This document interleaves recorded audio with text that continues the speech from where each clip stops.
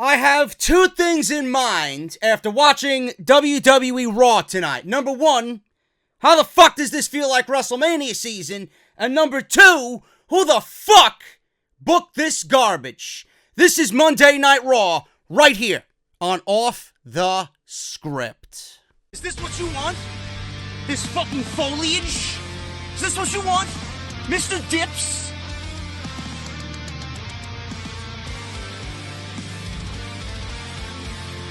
Is this what you want?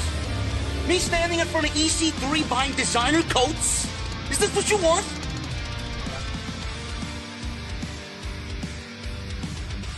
Me sitting in some hipster hotel in Williamsburg, Brooklyn, fluffing pillows? Is this what you want?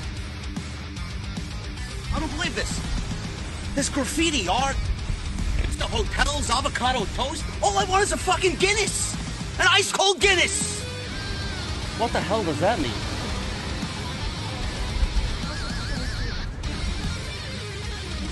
Oh, this is what you wanted.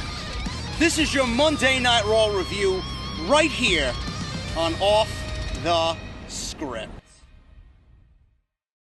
I think the one word that I seen people use last night on social media that I found to be the most hilarious was the word coasting when they described Monday Night Raw.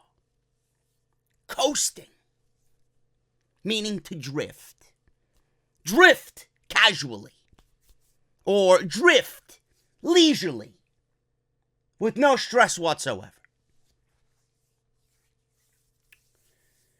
Let's break this word down. Let's go to school. Sit in JD's class. You can do whatever the fuck you want. Bring an alcoholic beverage, if preferred. Coasting. Let's break this word down. Coast. Coast. Not coaster. Coaster is what I wish I had underneath my glass of wine. Several of them. To help get me through this tragedy of a Monday Night Raw. What about Island Coast? Clearly, that's where WWE Creative was. They weren't in Boston, Massachusetts last night for Monday Night Raw. They were on an island coast somewhere.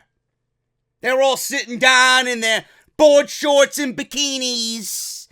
They were drinking an alcoholic beverage with a nice little exotic fruit hanging off the rim with one of those funny little umbrellas sitting in there. Island Coast. That's where WWE Creative was. That's why people were probably using the word coasting. They were on an island coast somewhere. Because clearly they left this show in the hands of nobody. I don't even think we as fans can sit here and logically call this WrestleMania season anymore. How? I want to understand you. I want to understand everybody.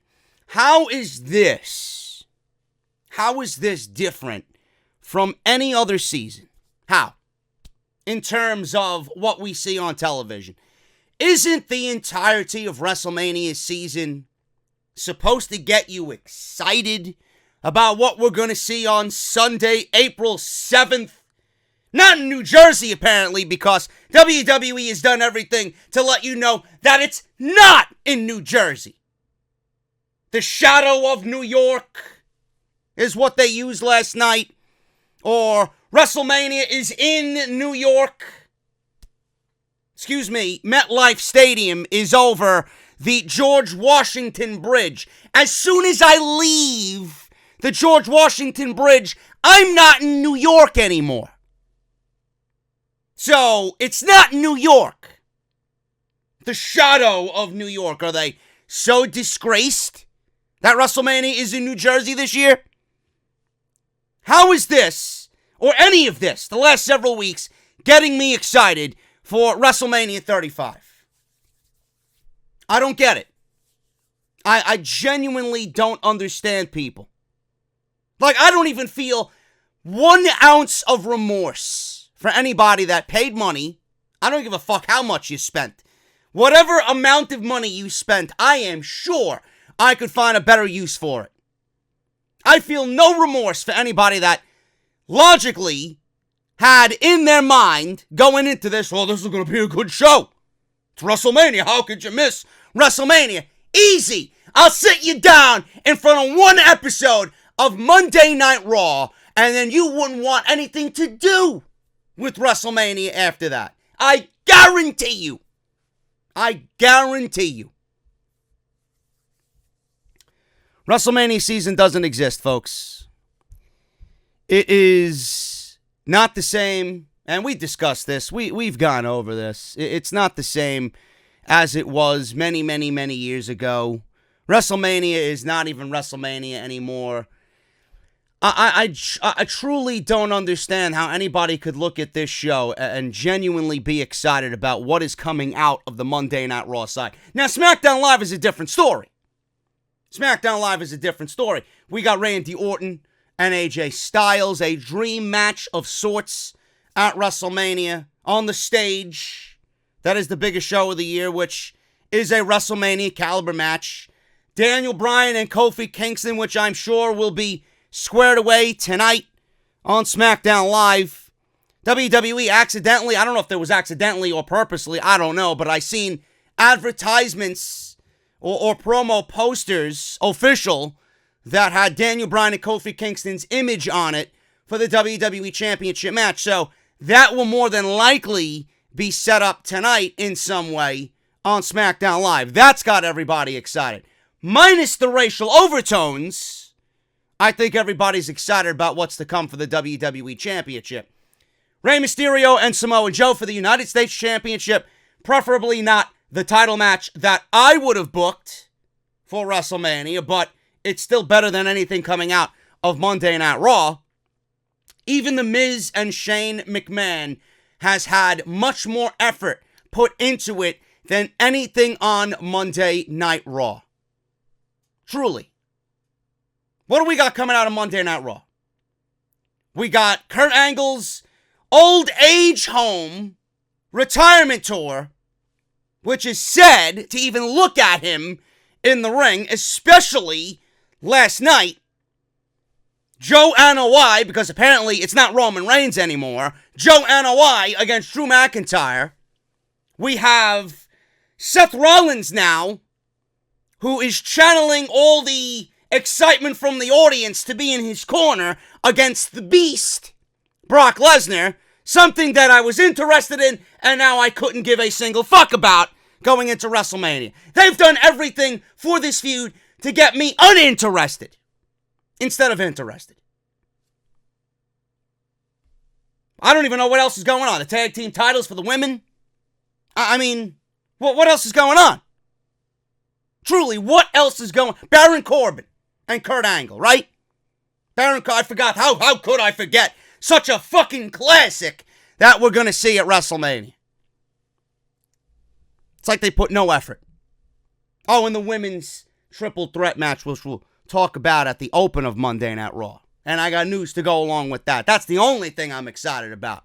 And they've even done everything they could to convolute that and get me slightly less interested than I was when this thing all started.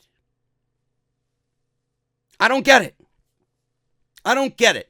I say it all the time, how you wake up the next morning and you look back at what you did and say, man, we have a great WrestleMania on April 7th. No, you don't.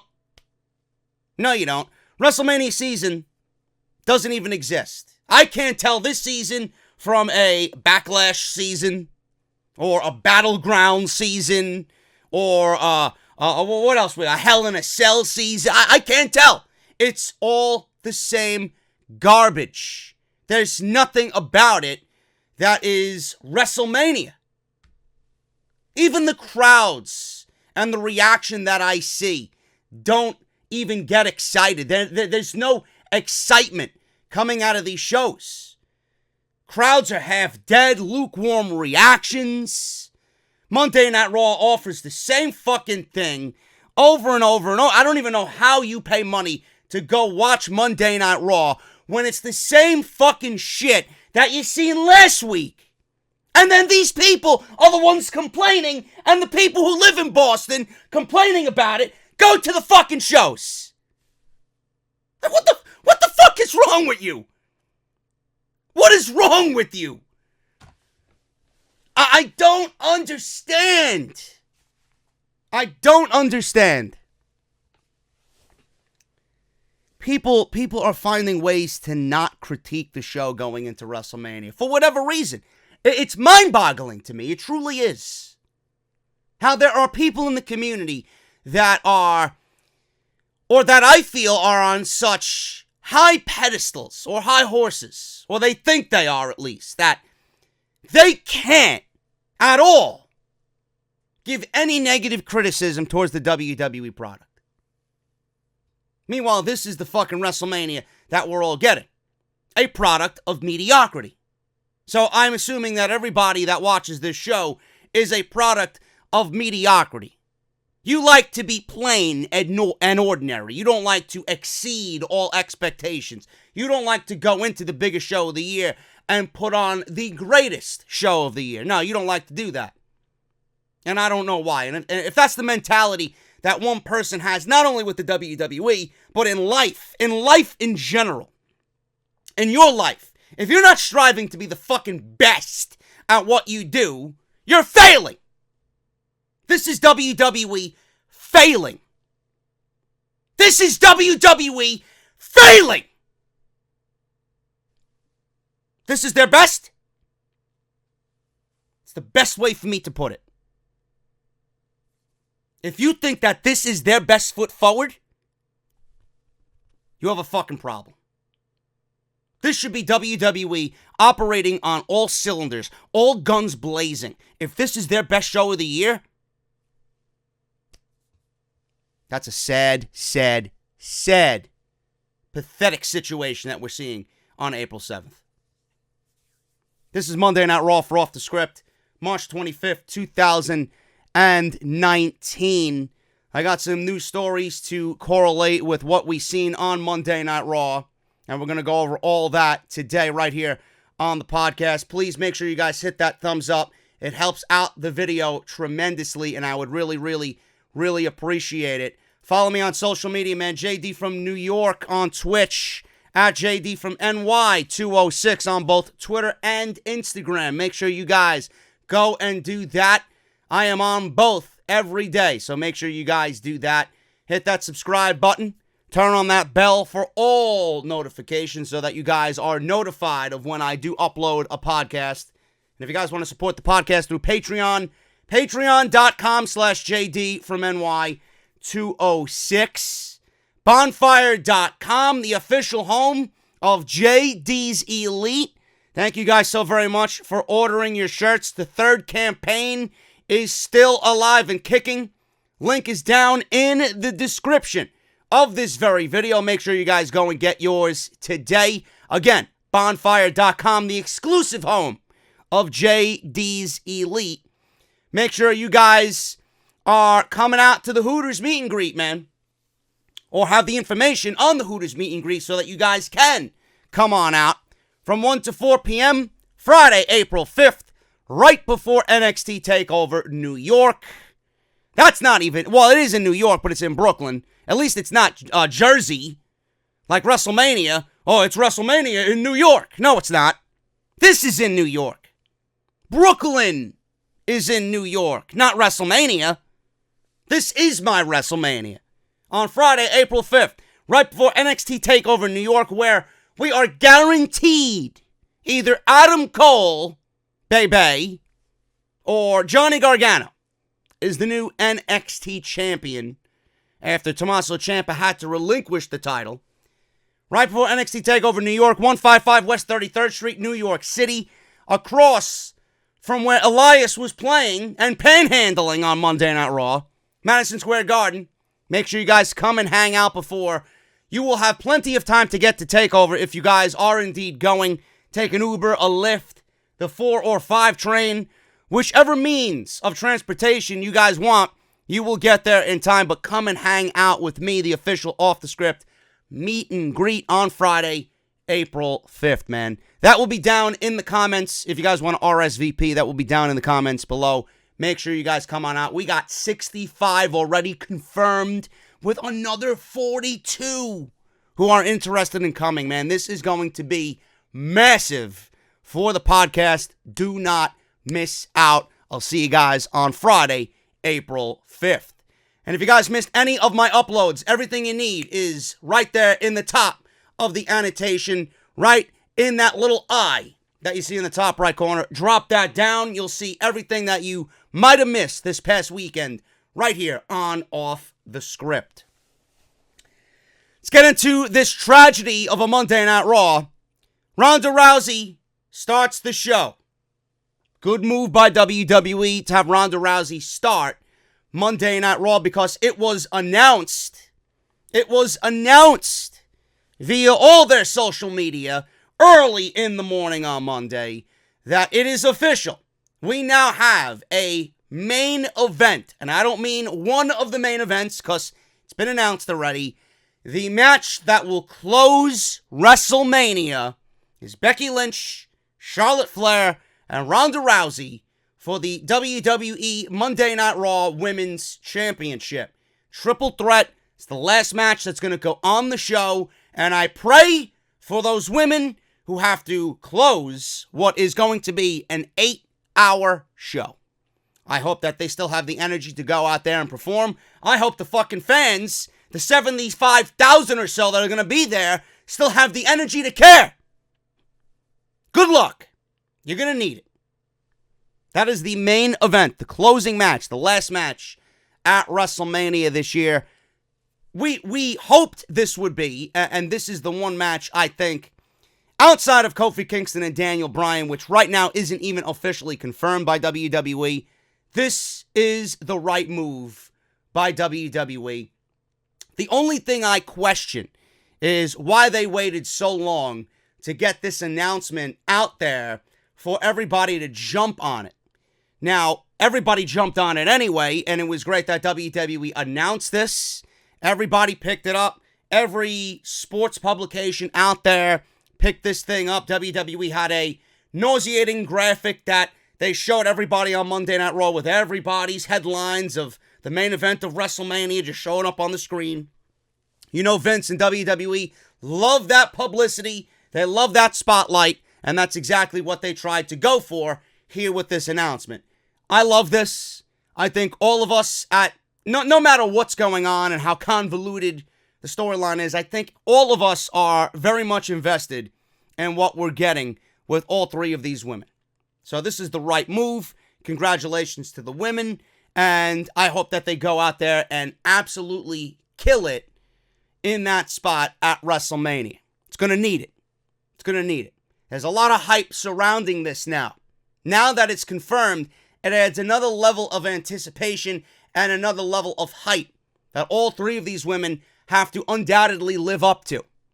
I believe that they will. We'll see what happens on Sunday, April 7th. Now, Ronda Rousey came out, and she marches out.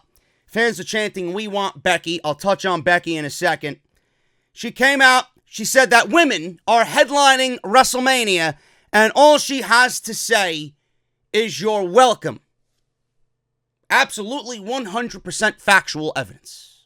Right there. Ronda Rousey in the WWE as the Raw Women's Champion is the reason why WWE has the first time ever women's main event of WrestleMania this year in this triple threat match. Ronda Rousey is that reason. I don't give a fuck who wants to argue that. It's not going to happen with Becky. It's not going to happen with Charlotte. It's not going to happen with a Becky versus Charlotte at WrestleMania. Without Ronda, this match does not happen. Or this main event does not happen. She dropped the mic. And I'm not talking about the show on TBS. She dropped the mic legitimately. She then goes over and picks it up and says that she has more to say. Just egging the people on in a very sly, dickish heel move. I thought it was great. Picks up the mic, has more to say, but the fans won't appreciate it. She said she will tap out both Charlotte and Becky Lynch at once. She dropped the mic again. Fans are booing. She then went over again to pick it up and says, well, I do have more to say. She said that she has no idea what a beat the clock challenge is, but it sounds like another lame gimmick in WWE. So let's get to it. Nothing that this woman said, outside of the double armbar, nothing that this woman said is a lie. I thought this was fantastic. This is the version of Ronda Rousey that I honestly think is going to be the standard bearer of what she does in WWE. This is what we needed to see. This version of Ronda Rousey is going to make that match at WrestleMania that much better. The little detail of her dropping the mic and not giving a fuck about WWE or the fans in attendance, only to go back over and pick it up after she said that she was already done talking to everybody. Nice little added addition on top of what she's already been doing as a heel. This was a much more calmer Ronda Rousey than we've seen in previous weeks, but still, Ronda is living up to that heel gimmick 100%, and I think it is really, really great.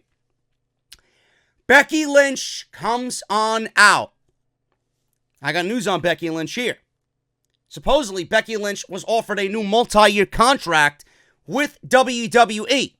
Pro Wrestling Sheet reported this yesterday, that Becky Lynch was offered a new multi-year deal earlier this month, and she is expected to sign it very, very soon. This new deal obviously includes a raise, which obviously, to me, was a given. She is the hottest thing in WWE. She just got a new Funko Pop that I already pre-ordered on Amazon. You didn't have to even tell me. You didn't have to tell me. I seen it. I went. I pre-ordered it. I got the man in Funko Pop version. And I just read a report this past weekend as well that Becky Lynch is by far and away the number one merchandise seller in all of WWE. If that doesn't deserve a new multi-year contract with a raise and a WrestleMania main event and a WrestleMania title victory, I don't know what this woman is doing wrong. I don't know what more she could do. So, congratulations to Becky Lynch. It includes a raise, something that obviously she deserves after so much of what she's gone through and so much that she's done for the women's division. Now it looks like WWE is going to have Becky Lynch for years to come as she puts the pen to paper on this new deal, seemingly after WrestleMania. WWE could have some big plans for Becky Lynch long term. You never know if things could change for their booking, because they always do. But she will be around for years to come, and more than likely the new Raw Women's Champion. So congratulations to Becky Lynch. That was a no-brainer. Becky Lynch came on out to the stage, and obviously she called Ronnie a weirdo. And she said nobody gave a damn about Ronda until the man came around. And I don't know how true that is.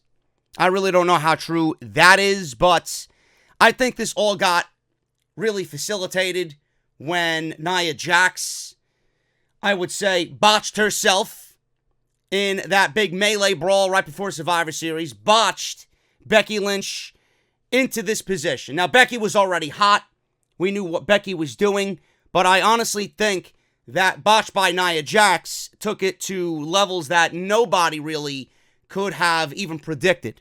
So, Becky didn't do it alone. It was by happenstance that all of this materialized into what we see today, but Becky Lynch certainly has added another level of intensity to the overall Ronda Rousey character.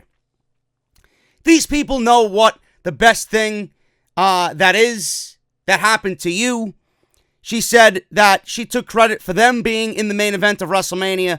She said, Rousey also knows how this ends, with your title above my head and your skull beneath my foot. I love it. Charlotte then walks out. Charlotte then comes out, and she says that she's WrestleMania headliner this year, and it's not because of Ronda.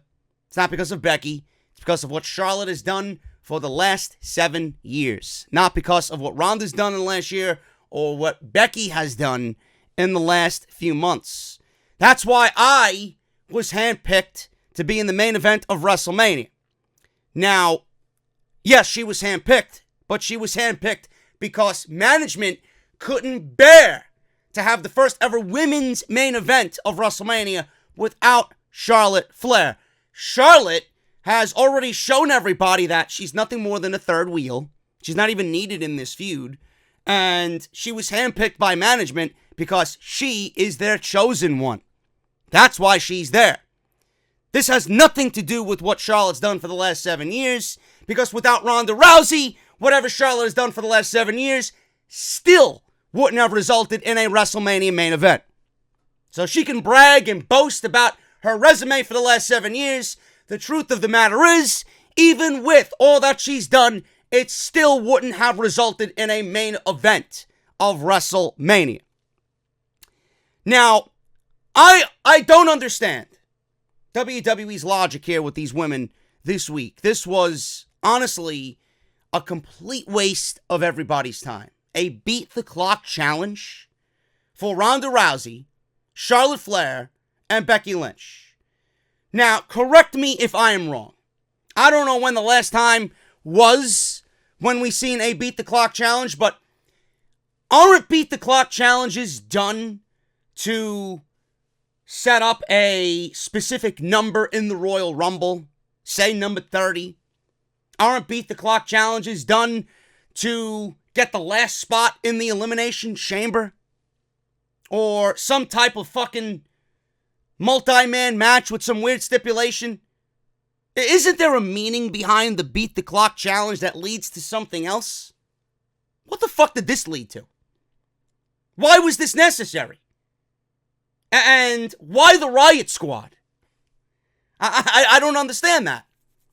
Why Ruby Riot's group of quote-unquote outlaws? Why Ruby Riot in general? Haven't you done enough to bury Ruby Riot on the road to WrestleMania? She's been one of the more talented women on the entire roster that doesn't even have a WrestleMania match. This is why WWE needs to think long and hard about what they do after WrestleMania.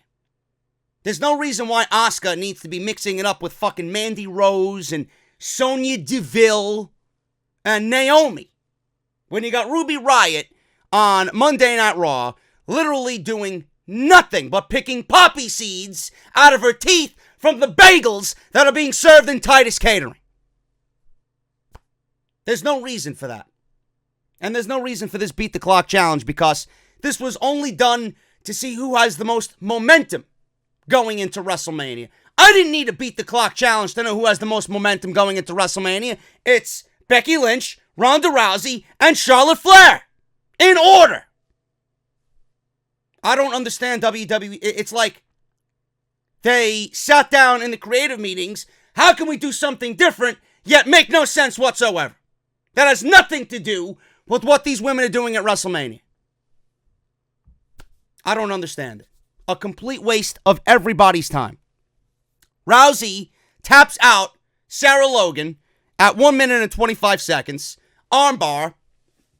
Charlotte and Ruby Riot. I don't know how the fuck that's fair. You got Sarah Logan mixing up with Ronda, and then you got Becky going up against Liv Morgan. Yet Charlotte gets Ruby Riot.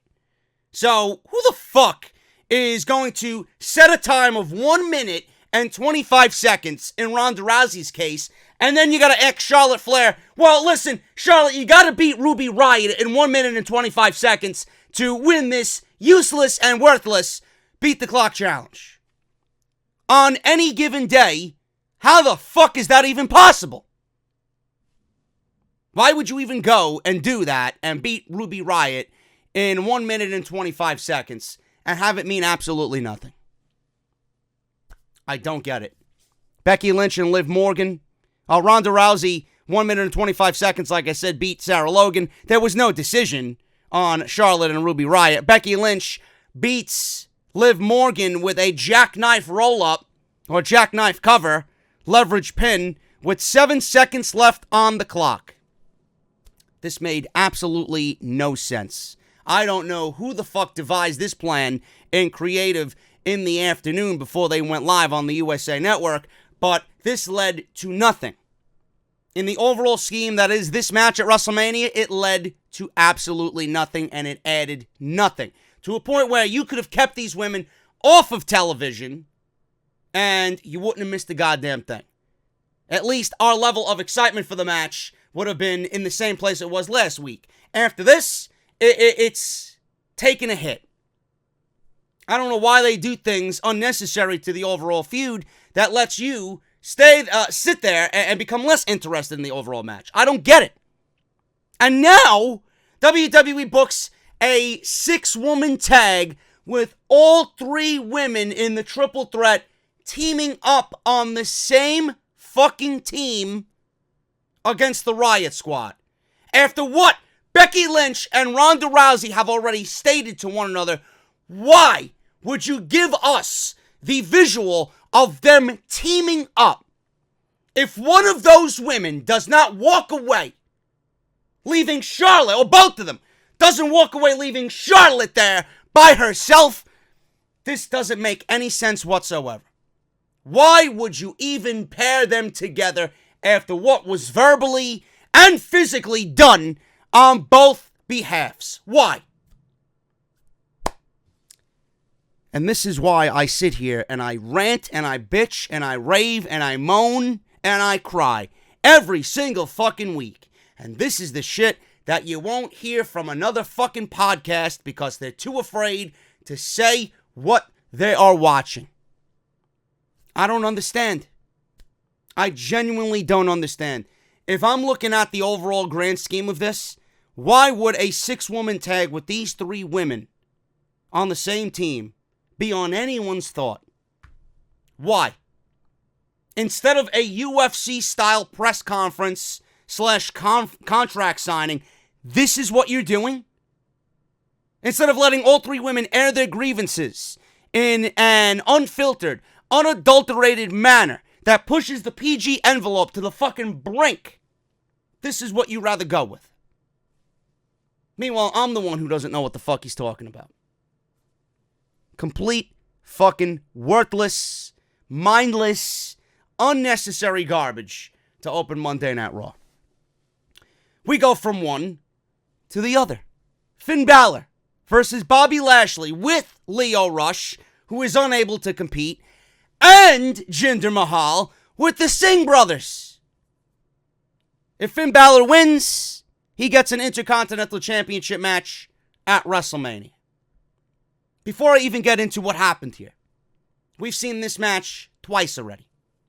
Twice. And now we're getting it again at WrestleMania. If I've seen something on the road to WrestleMania twice, and then again at WrestleMania, how does it make that match WrestleMania worthy? I have no excitement for this or the Intercontinental Championship at all. In fact, they've done everything to kill the Intercontinental Championship. Finn Balor beats Bobby Lashley and Jinder Mahal, and he overcomes Lio Rush and the Singh brothers. He overcomes 5 guys. 5 guys. Beats them, gets the Intercontinental title match at WrestleMania, and we're getting to see it again at WrestleMania. Coup de grace. Obviously, he didn't pin Bobby Lashley, because what the fuck sense would that make? He pinned Jinder Mahal, who, by the way, I'm not sure if you remember, is a former WWE champion. Pins Jinder Mahal, does Finn Balor with the coup de grace, and that was it. So, I want this to be another one of these things that people are wondering. Well, JD, is he going to show up at WrestleMania as the Demon King? Well, if advertisements in New York City are anything to go by, clearly Finn Balor is going to show up at WrestleMania as the Demon King. Because it's all over New York City subways and New York City advertisements. They did the same thing that was a mistake now in New York City with all these advertisements. So I follow up with this question. If Finn Balor, the man, could beat 5 guys on a random edition of Monday Night Raw on March 25th, 2019, why the fuck does he need the Demon to beat Bobby Lashley at WrestleMania? I don't know. I hope that the Demon is in his cave somewhere laughing. WrestleMania? You couldn't pay me. You couldn't pay me all the souls in fucking hell to come out to WrestleMania. Fuck out of here, man. Finn Balor wins, gets his IC title. Hopefully, Bobby Lashley goes away forever. And Finn Balor gets the title back that, honestly, he should have never lost. All this feud tells me is that, well, we had no plans for the IC title. We'll do the hot potato switch and then do the match again at WrestleMania because fuck the IC title and fuck Finn Balor. You fucking vanilla midget. There you go. The Revival versus Aleister Black and Ricochet. This one was a non-title match. Ricochet and Aleister Black win here. 6:30 after a double Black Mass by Aleister Black. 6:30, and that was it. I believe it was on, who was it? Dash Wilder. It was Dash Wilder who took the 6:30 again. And Ricochet and Aleister Black win their non-title match. This basically set up a WrestleMania match that I don't know is going to be on the main card or if it's going to be on the pre-show. I don't know. But the WWE have done everything to show you that they don't give a fuck if the Revival are tag team champions or not. These guys have been booked worse being tag team champions than they were when they didn't have the championships. At least they got a fucking full entrance on Monday Night Raw last night. But with Ricochet and Aleister Black, being that I don't believe I'm going to give them credit here, WWE has actually treated these guys pretty damn well so far. I would like to see them separated, and the only reason why they're together is because they still have a Dusty Classic match to go through that is going to guarantee them a tag team title match at TakeOver on Friday. Honestly and realistically, Aleister Black and Ricochet could be looking at tag team championships in NXT and tag team championships on Monday Night Raw. But I don't think that's the case. I think the War Raiders are going to beat Aleister Black and Ricochet in a fucking classic, and I think Aleister Black and Ricochet are going to beat the Revival to become Raw tag team champions, making their switch from NXT to Monday Night Raw official. And it's going to be confirmed at WrestleMania. But this is obviously setting up the inevitable WrestleMania match for the Raw Tag Team Championships. I wish the Revival were treated better, and I wish the Revival were actually given what they were promised by WWE Creative, or at least what was reported, that WWE was going to focus on tag team wrestling and treat them and book them a little bit better. They've looked anything but champions. They've looked like proverbial jobbers at the end of the day, which is sad. And the Revival, the Revival are not helping their cause either. I believe I seen it on some of the dirt sheets that they were taking pictures with individuals in the crowd during some of the house shows over the weekend wearing AEW merchandise. They told fans who tweeted them, their children, wearing mock, styrofoam tag team championships. I would not wish for your children to be Raw tag team champions. They're still tweeting at the Young Bucks. The match is still in our dreams or whatnot. They're not helping their cause, especially with how they act on social media. It's almost as if they don't want to be Raw Tag Team Champions after making such a big deal about wanting to be Raw Tag Team Champions. Because they know that nothing's changed.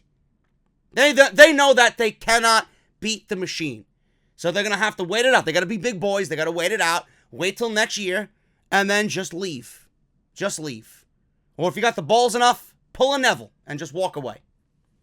They'll freeze your fucking contract. Stay home long enough to a point where WWE won't want you anymore. Goodbye.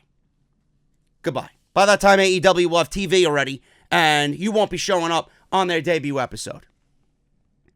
Moving on here. We have Drew McIntyre. Drew McIntyre is out there on stage. Says that he doesn't give a damn if fans like him, but he said they will respect him. He said 1 week is a long time to wait for an answer. He said he understands why Roman is hesitant to answer. So we see the clip in which WWE, again, plays up the fact that Roman Reigns battled leukemia, and they're using leukemia to continue. It's not even using leukemia to get him over anymore. It's using leukemia now to maintain that people continuously cheer him, which is fucking nauseating. They're just over fucking saturating this storyline with Roman's leukemia. If this is what they're doing for this little feud with Drew McIntyre, imagine what they're going to do when he's got something even bigger to challenge for. Oh my God, I haven't had a title opportunity since I had to give it up because I had leukemia. Everything revolves around Roman Reigns' leukemia. That's the death sentence for Drew McIntyre at WrestleMania. If you think Drew McIntyre's beating Roman Reigns at WrestleMania, you might be a goddamn fucking fool. You might be a fucking fool. So, we seen this clip of what he said last week. So, he goes back and says he hopes his wife or one of his extended family members got through the thick skull of his to just say no to his challenge. Now, it should be Drew McIntyre saying no to this challenge and taking back what he said last week, because this is not going to end well for Drew McIntyre. They might actually have a decent match, and it might be interesting to see them both beat the living shit out of one another at WrestleMania, but how is this going to result in anything positive for Drew McIntyre? A loss is a loss. It's Roman Reigns. Just throw his name in the fucking fire on this Roman agenda. Simple as that. So, Drew McIntyre, after calling out Roman Reigns again, he is backstage. He's walking through the backstage area. He sees Drew McIntyre. He sees Dean Ambrose. There's Drew McIntyre. Drew says he exterminated that cockroach, Dean Ambrose, and then he sees Dean Ambrose in the back. He sees Dean Ambrose in the back, and then he wonders, I don't know how you're standing here right now. So Dean Ambrose is there. He's like, I seen what you said about Roman and Seth. Yeah, I'm still here. Let's do this one more time. But this time, last man standing. So we get Drew McIntyre and Dean Ambrose again, during Monday Night Raw. By the way, after all this, we had Drew McIntyre call out Roman Reigns. Roman Reigns actually made an appearance on Monday Night Raw. He calls out Roman. Roman, like a fucking genie, just shows up at the snap of a finger. He stood toe-to-toe and nose-to-nose with Drew McIntyre and says, this isn't Roman talking. Don't ever mention my wife and kids ever again. And then they brawl, and it ends up with Roman taking a Claymore kick again. So much for that concussion. I think he's back, and he's 100%. Quote-unquote concussion. So we got Drew McIntyre laying out Roman again, which adds more fuel to his demise at WrestleMania. So there you go. Am I excited? Of course I'm not. It's Roman Reigns. Who cares? And the heel heat for Drew, I don't know if it's legit heat or if it's just the sounds of people who don't care. And I hope it's not that second one, because Drew McIntyre is too good and too talented to not have the fans care about what he's doing. He's a legit badass, and WWE has booked him miserably ever since late 2018. So we'll see what happens with him after his eventual demise at WrestleMania. Sasha Banks with Bayley versus Natalya and Beth Phoenix. Or with Beth Phoenix. It wasn't a handicap match. It was Natalya with Beth Phoenix, not Natalya and Beth Phoenix. This went to a no contest. We had Tamina and Nia Jax run out and attack everyone. I guess they were fucking hungry. I don't know why they needed to be here. Maybe, this is just speculation. Maybe Sasha and Natty took the last of the mashed potatoes in catering. I am not completely sure on that, but I do have some inside scoops. So they came out and attacked everyone. Ref called for the bell. Beth Phoenix fought back, cleared the ring of Nia, and took Tamina down with a glam slam. Sloppy, but she got it done. Beth still has it, according to Michael Cole. So Natalya and Beth stood in the ring, raising their arms. Sasha and Bayley watched at ringside. And then we went into a Hall of Fame. Actually, I did like this transition, with Natalya and Beth Phoenix overcoming the Samoan Steakhouse. After they cleared the ring, they showed the graphic and a nice little video package of the Hart Foundation.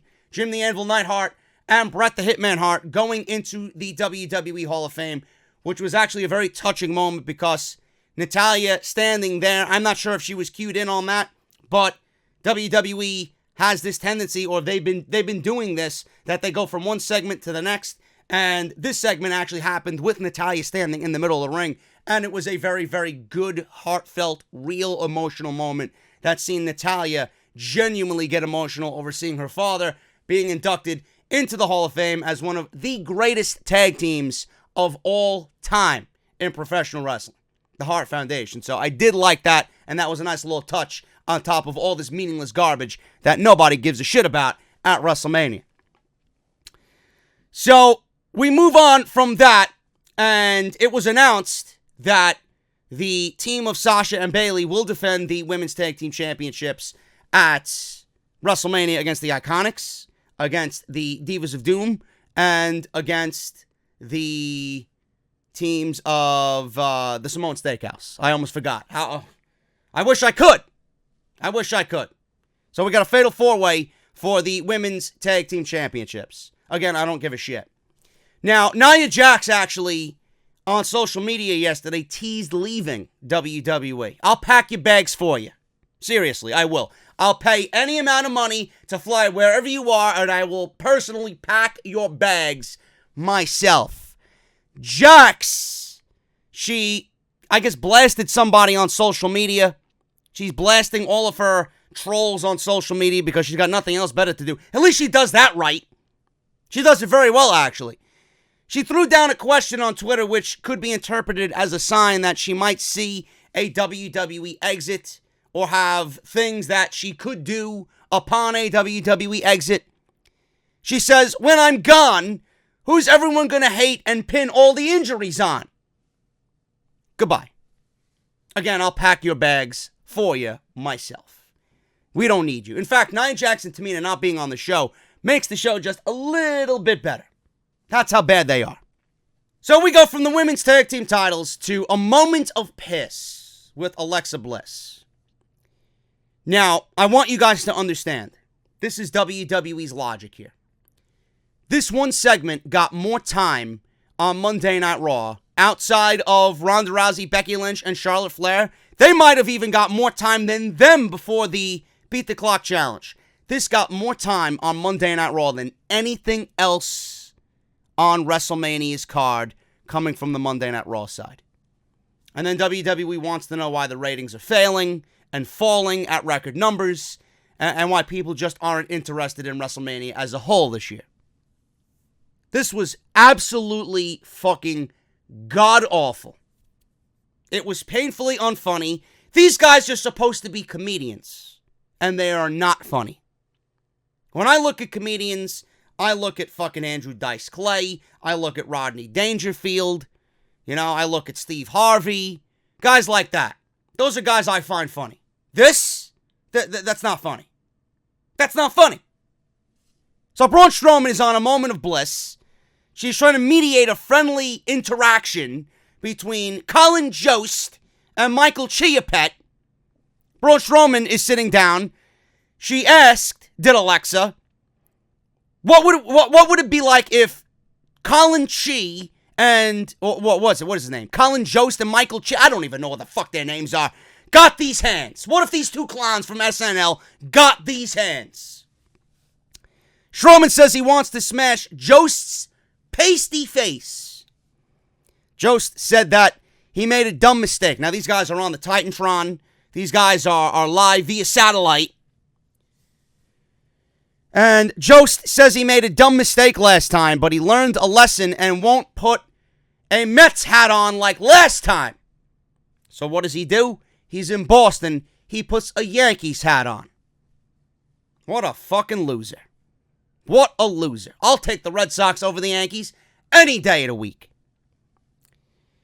Michael Chi says, as a lifelong WWE fan, he wants to say he respects the hell out of Braun Strowman, but he also crossed the line because he jacked Colin up. He said Colin might not be funny, but he's a good guy. Colin wasn't sure if he fully appreciated the comment. Colin says he went on to Harvard, and his parents paid millions of dollars to get him on the women's cross-country team in Harvard, So there are a few things that he could teach a monster like him. Like how to chew food, or how to read a newspaper, or how to do your taxes. He said Braun is a big, tough guy. 5'11", 180 pounds or something. Am I supposed to be laughing? Honestly, am I supposed to be laughing? I'm not. He said Braun is a big, tough guy, 5'11", 180 pounds or something. He suggested they handled things like adults. Now, Michael Chi told Colin he wasn't helping. Very audible Yankee sucks chant broke out. That might have been the best part of the whole fucking show last night. Colin asked Braun to pay him back for the car he destroyed, plus interest, but get him an autograph from his favorite wrestler, Brock Lesnar. She shook his head. Colin threatened not to go to WrestleMania. Now, Braun got all angry, he got all worked up, and told Colin to enter the Battle Royal, the Andre the Giant Memorial Battle Royal. Braun said he better do that or he'll find him backstage when he's all alone. Michael Chi said Colin is in the match. He's got a deal. So Colin asked, what the hell are you doing, Chi?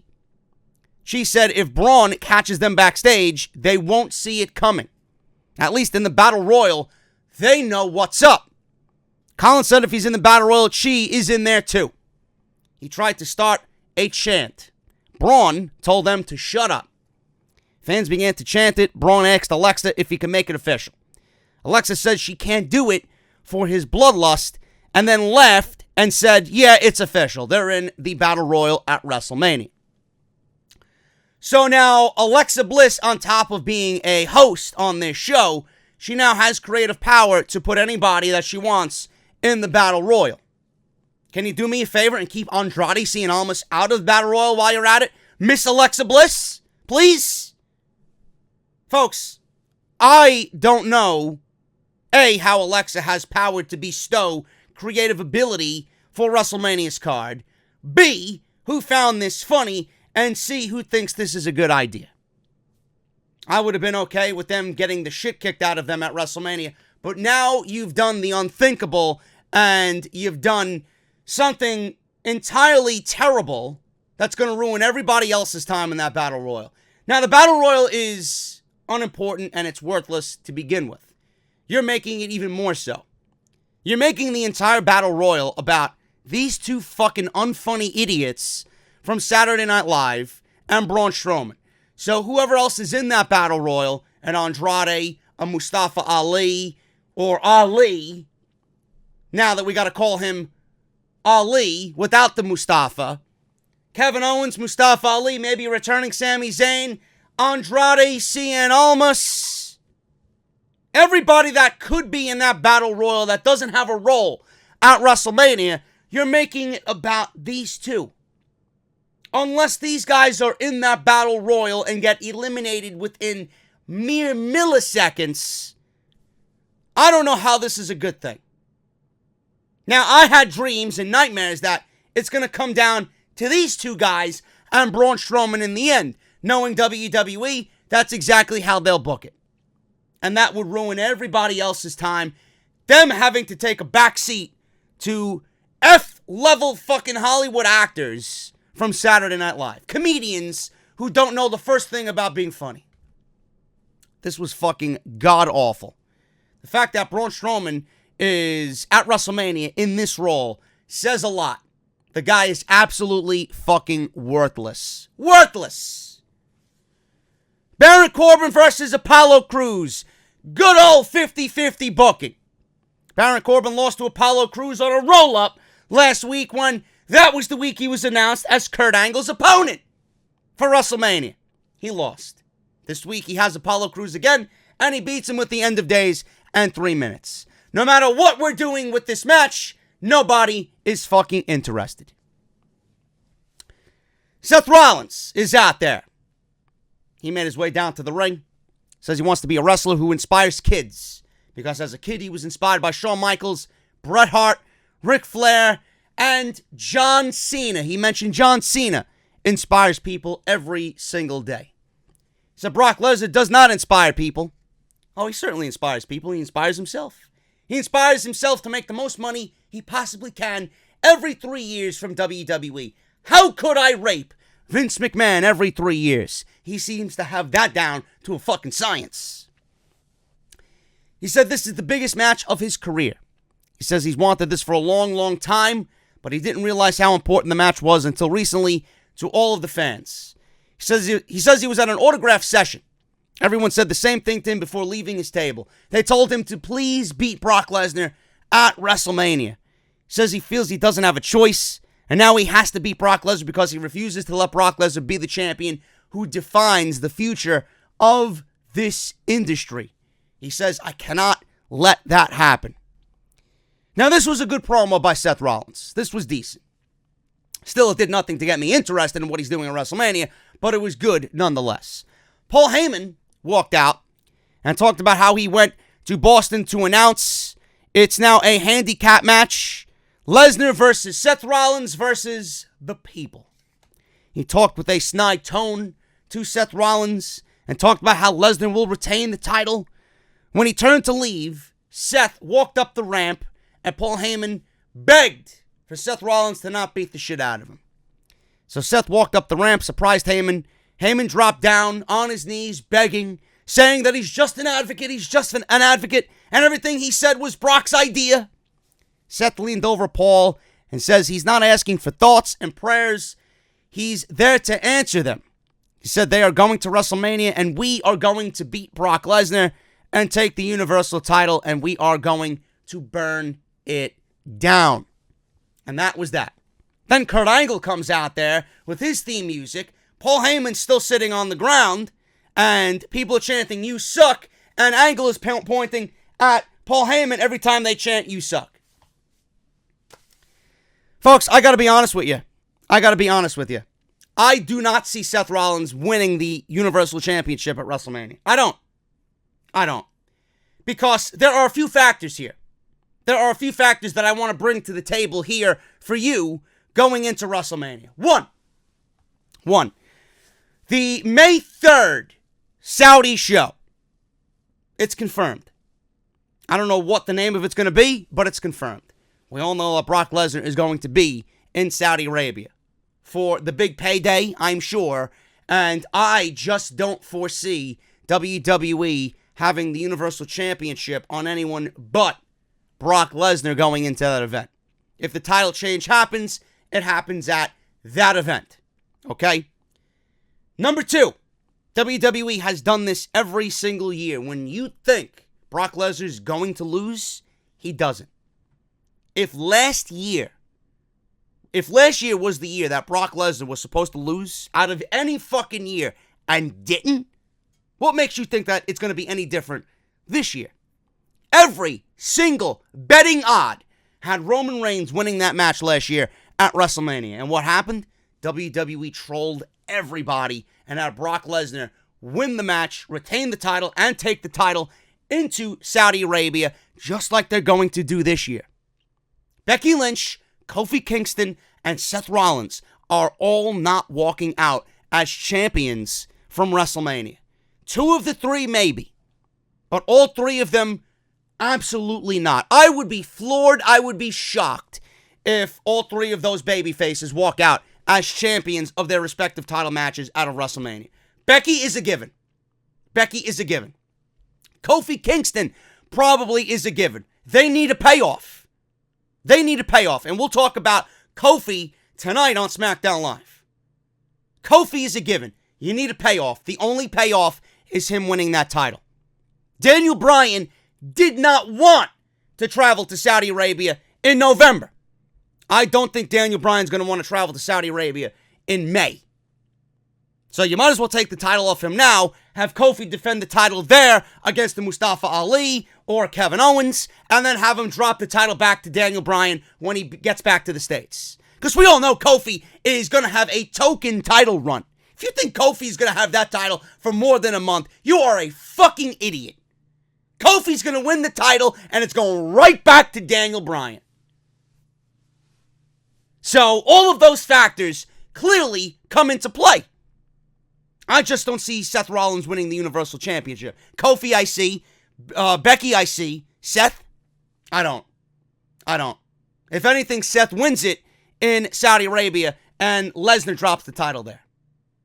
Because I think WWE wants Lesnar with the title as their monster guy, their biggest name going into Saudi Arabia. He wants the payday. Why the fuck not? I'll do Mania. I'll do this. I'll drop the title there. Because if I'm not the champion, what's the point of having him there? Who is he going to fight if he's not the champion? That's another point. If Lesnar goes to Saudi Arabia in a one-off, who do you put him up against? So you might as well take what you're doing at WrestleMania and do it again at the Saudi Arabian show. WWE is following the same blueprint that they did last year. I just don't see it. If they didn't do it last year of all the years, they're not doing it this year. I am predicting that. I am predicting that is what they do. Samoa Joe, the United States champion, by the way, versus Kurt Angle. This was fucking terrible. This was fucking terrible. I don't know how anyone in this company can think logically to themselves, this is Samoa Joe, one of the best guys that they fucking have employed on that roster. If Samoa Joe cannot bring Kurt Angle to a great match, or as great as he can at his age, now, what makes you think Baron Corbin is going to do any better? I don't understand it. I just don't understand it. This match was fucking terrible. Joe tried to vertical suplex Kurt Angle. I don't know if it was a snap suplex or a modified brainbuster, but it looked like Kurt Angle mistimed the suplex to a point where he couldn't even get himself over to float over in the suplex position, and he landed on his neck. I swear to God, I thought Angle was out of it completely, to a point where I didn't think he was going to be able to finish the match last night. So, what do you think WWE does? Of course, Samoa Joe had to lose. Of course, Samoa Joe used an angle slam for a fucking leverage pin. Or he got the angle slam. Joe got the coquina clutch. I'm sorry. Joe got the coquina clutch. Angle leaned back and scored a leverage pin off the coquina clutch and wins the match. So let's backtrack. Samoa Joe won the United States Championship. Okay? Got pinned by Rey Mysterio in a Fatal 4-Way, non-title. Or tag team match, I'm sorry. I got all my fucking things mixed up. He won the United States Championship. He went into Smackdown the following week and lost a tag team match to Rey Mysterio and R-Truth. So he got pinned there by Rey Mysterio. And then he is announced, because of that loss, to defend the title against Rey Mysterio at WrestleMania, leaving Andrade to float in a sea of nothing at WrestleMania. Then he goes into the gauntlet match, loses on a fluke roll-up to Kofi Kingston, shows up on Monday Night Raw, and loses in a fluke manner to Kurt Angle because of his own finishing move. This is the United States Champion, folks. The United States Champion who seemingly cannot win a match. The United States Champion that is Samoa Joe that might as well not even be the United States Champion. I don't even know why the fuck they took the title off of R-Truth, to be perfectly honest with you. I don't understand it. I don't understand it. And isn't this supposed to be Kurt Angle's retirement tour? Why is his retirement tour? This is a WrestleMania opponent in Samoa Joe. They're giving him AJ Styles tonight on SmackDown Live. Why are all these matches better than his actual WrestleMania match? Can someone in the company answer me that question? I don't understand it. I really don't. His retirement tour is better than his finale at WrestleMania. I'm speechless. I am absolutely speechless. And isn't he supposed to lose all these matches and then win the last one? What the fuck are they thinking with this shit? It would make more sense for him to lose all these matches and then win the last one. So he's going to win all these matches. He's going to beat AJ Styles. He's going to beat AJ Styles tonight on SmackDown Live. Because he beat everybody else. He beat Apollo Crews. He beat Chad Gable. He beat Samoa Joe. He's probably going to beat AJ Styles. He's got Rey Mysterio next week. Now, granted, This might be at the behest of these certain guys in the ring with Angle. They want to do the job and put him over and get him a win on this tour, right? I could see WWE doing this. I could see all those guys not really minding. They want to do the job for Kurt Angle and put themselves, in that position. They want to put Angle over. So I could see that for sure. I could also see WWE doing all of this so that he gets to WrestleMania and being that Angle beat all these top-level guys for Baron Corbin to beat him in the end. But really, you got to think about it logically. What type of rub is there for Kurt Angle to lose to Baron Corbin? What type of rub is that for Baron Corbin? There is nothing to give there. Beating Kurt Angle means nothing for Baron Corbin because it's already happened before. These two fought already on Monday Night Raw twice. Angle beat him the first time. Corbin beat him the second time. All over the Raw GM position. And now you're going to tell me that Baron Corbin beating Kurt Angle at WrestleMania is going to be some type of rub for Baron Corbin? There's nothing left to give. Nothing. The keg is empty.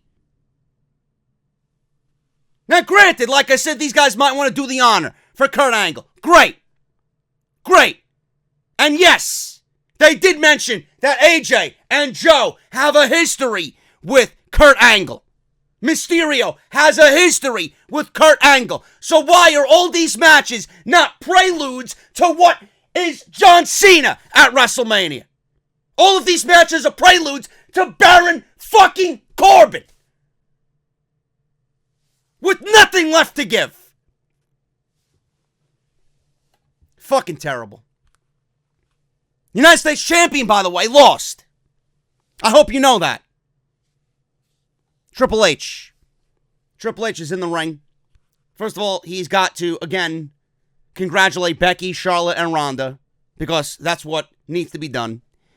He says it's historic, and credit goes to all the women in the back tonight and everyone in the past who's contributed to the women's division. Yes, Triple H is a very proud papa, because the women's division, or the women's evolution, believe it or not, cretins, started in NXT. There you go. Didn't start with the Bella Twins, who retired. Okay, started in NXT. What you see today is a product of NXT. So Triple H, of course, is happy, because without his influence, some of this might not even be. This was not given, it was earned. He said certain things make him happy, like having a dry mic. Not the one Batista spit all over 2 weeks ago. He tried to pull something out of his pocket. It was an envelope. He got stuck. Couldn't pull it out after several attempts. He's like, I'm putting the envelope over here. So he struggled with the envelope. He managed to pull it out. He says it was a letter from Batista's lawyer. Says that he won't be competing at WrestleMania this year unless he agrees to one more stipulation. Says Batista rambles on and on and on about what he wants and what he wants, but includes complaining more about the distant past. Triple H said Batista debuted as the Deacon, following Devon Dudley around, and ended up as a world champion. Said Batista absurdly blames Triple H for preventing him from having a meaningful career, but he actually quit when he realized he couldn't beat John Cena. Says he blamed him for not welcoming him back more recently, but there it is. There it is. The one little mention that I wanted them to mention, and maybe go into a bit deeper here, but they did mention it in passing here. Blamed him for not welcoming him back more recently, but he said, when Batista called, he actually wanted WrestleMania moved to accommodate the filming of his movie. He said that told him Batista wasn't particularly serious in returning. Triple H read what he claimed Batista wrote. He mocked him for saying, I really, really wanna. But he said in the end, I guess he was mentioning, was it a Spice Girls song? I believe. I'm not too keen on my Spice Girls history facts here, okay? I believe it was a Spice Girls tune. In the end, he says he wants him to put his career on the line, meaning if Batista wins, Triple H will never compete in the ring again. Triple H said this is just another attempt by him to quit because that's what he does.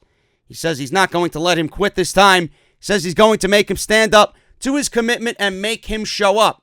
Triple H says if he can't beat a delusional douchebag like him, he doesn't deserve to be in the ring. He says if he wants his career on the line, he's got it. Threw the mic down and left the ring. I don't know what they did here. I didn't really like this at all. Honestly. This was unfunny. And I honestly think they took all the serious nature out of this storyline and made it into one big fucking joke. Joking about Batista's spit all over the microphone. The fact that Batista came out as the deacon following Devon Dudley. The fact that Triple H was singing fucking Spice Girls lyrics, mocking Batista's letter. What happened here? What happened to this feud? A feud that was money, a feud that everybody wanted coming out of Smackdown Live 1000, a feud that everybody got fucking majorly excited for when Batista beat the shit out of Ric Flair on his birthday bash a couple of weeks back. Remember that? Ever since then, this angle has taken a fucking downward spiral. It's been nothing but fucking unrealistic comedic skits that, honestly, I find unfunny. You know? It's nothing but one big meme. I want you to give me what I want. Is the first one. And then Batista, you know, was one big meme following all that. Now Triple H is doing what he did here. There's nothing serious about this anymore. It's just Triple H and Batista, two aging 50-year-old veterans, in a no-holds-barred match at WrestleMania because they want one big last ride. I don't find myself as interested as I was when I first seen these guys in the ring on SmackDown Live 1000 and then Batista's beatdown of Ric Flair on his birthday bash in Atlanta. I don't know what the fuck they're doing here. I really don't. All they needed to do was go back and reference exactly why Batista was being ignored. Why did you ignore Batista and him wanting to come back all those years to WWE? Why did you ignore his calls going into WrestleMania last year when he came out on every fucking publication and stated clearly that WWE is not returning my calls? Why? Why don't you go back and explain to everybody how Triple H was unaware of what the Guardians of the Galaxy was and how WWE laughed at the Guardians of the Galaxy before it hit the box office about them not wanting to promote Dave Bautista's movie because they didn't think it was going to be as big as it is today.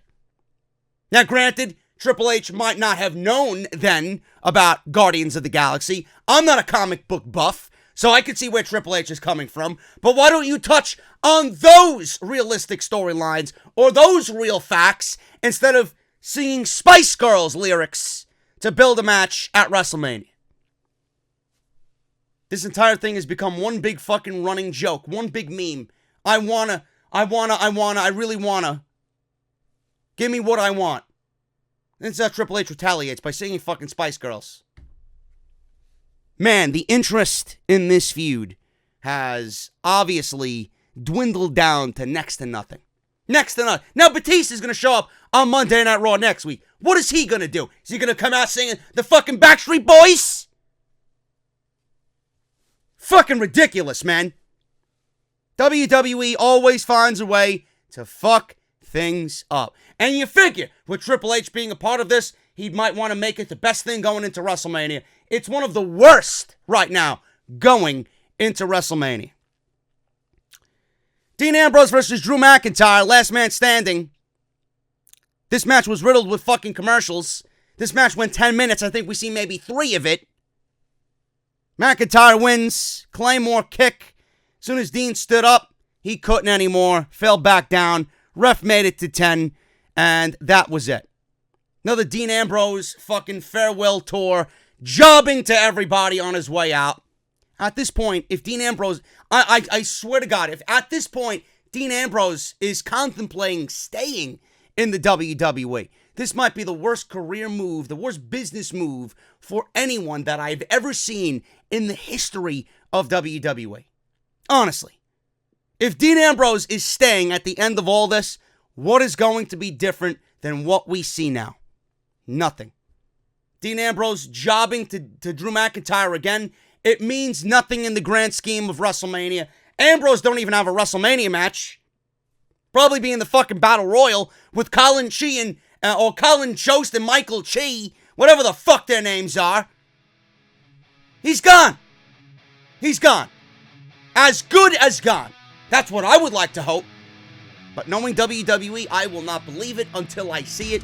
Because Dean Ambrose, I could see being stupid enough to stay because of what Roman Reigns told him, or what Seth Rollins told him, or WWE's empty promises. You know how those go. They promise, and they never live up to those promises anyway. Monday Night Raw was fucking terrible, folks. Absolutely fucking god-awful. This is not WrestleMania season by any stretch.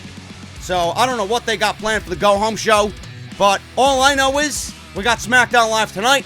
We got Kofi Kingston and how he's going to get involved with the WWE Championship match, and Daniel Bryan at WrestleMania after being screwed last week.